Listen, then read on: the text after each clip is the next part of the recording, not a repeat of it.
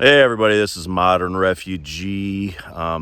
Wheat has been in the news lately with the war going on in Ukraine, and there's fears that there won't be enough wheat to fill worldwide demand come this fall. So there's talk of shortages, but in agricultural areas like we are here in Michigan, wheat is grown, and if you do talk to some of those farmers, more likely than not, they will let you buy a couple of 5-gallon pails of wheat to put up for your stores. And that's what I do, and I've been doing that for the last few years. I'm bartering with my local farmers to get some wheat to add to my stores every year. The old timers, they would always plant the headlands in their fields into wheat, and they did this for their own personal use, and they would take that wheat to the local town and have that ground into flour, because all the old towns back in the day had a grain mill and they had a sawmill. Well, we don't have a grain mill in our town anymore, so I have to grind it by hand. So I'm going to grab some of the wheat that I collected in previous years from those farmers I was telling you about, and I'm going to grind that. And I'm going to make a loaf of bread for you guys. You guys stick around. All right, guys, I am starting to grind my wheat now. I am using my antique coffee grinder to do this because it does a pretty good job. First of all, when you're using agricultural wheat, it's not going to be as clean as anything that you're going to buy from the store or off the internet. So you're going to have to take a little time in cleaning it. Now, I cleaned this wheat and got the chaff out of it when I put it up, but it's still not 100%. So basically, what I do is I pour it out in a dish, and then I go through it to pick out anything that looks kind of funky to me. Any broken kernels, any little pieces of dirt or stone that might be in there, any little bits of chaff that I pick through by hand. And wheat is you get about 1.5 cups of flour to a cup of wheat kernels. So as you're grinding that, that's basically how you figure how much you're going to need. I'm going to need about 4 cups of flour for this recipe that I'm going to use today. And that's what the flour looks like. Now, the flour isn't going to be your pretty white flour that you get basically from a store-bought flour. It's going to be a little bit browner or grayer. Now, this is my grinder here, and you can see here that is what the wheat looks like. It's got a little bit of the bran and stuff in it, and it's a bit of a tedious process to grind this. This isn't something you're going to knock out in 5-10 minutes. It's going to take you a little bit of time. It's not difficult. It's just tedious. And I pour small amounts of wheat into the coffee grinder, and then I just crank. And what it does is it'll sort of mash up the kernels a little bit, and then as they get smaller, they will fall through. And this top knob here is what I use to adjust the grind. Makes it pretty fine. You typically don't have a lot of big chunks of bran in there. You could sift it if you did want to get that bran out, but that doesn't bother me. But basically, this is my setup here, and just a whole lot of elbow grease to get it cranked through the coffee grinder. When I got a working amount of flour here, then I'm going to come back to you and we're going to mix up the bread.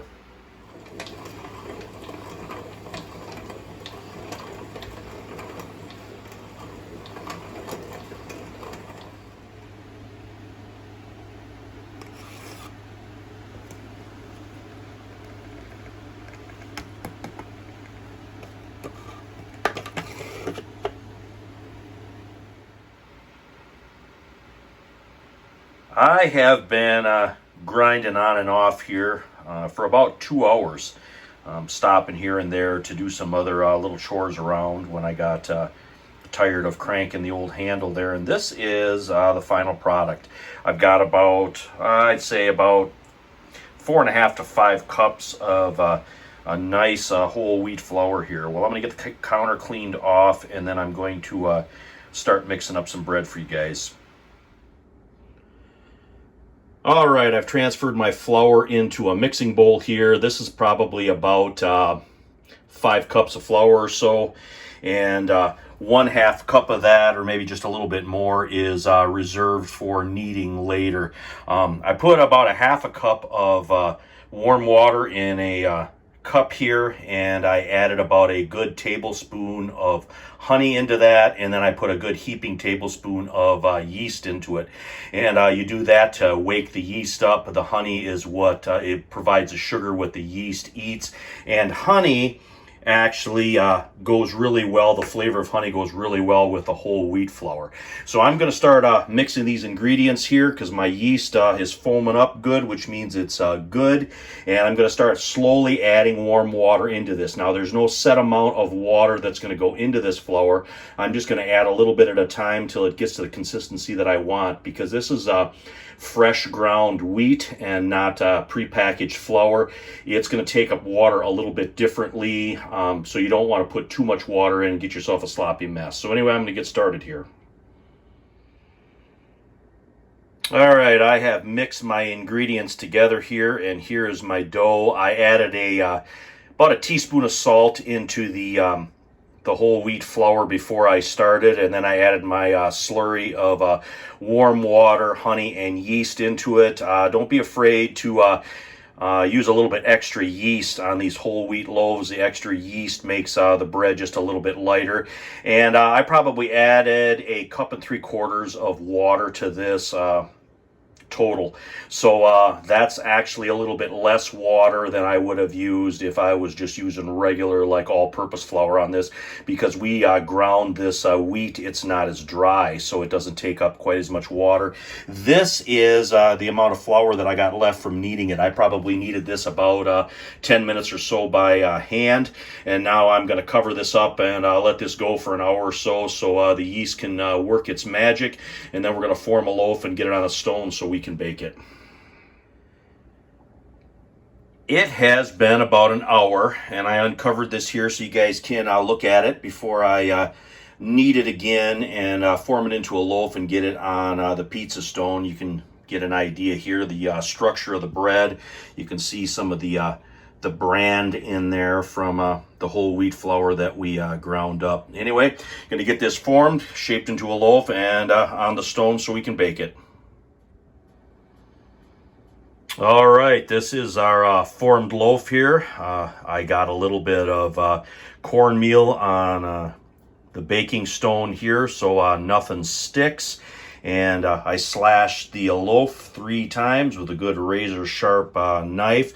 Now we're going to let this sit for about 20 minutes or so and get this in a 425 degree oven.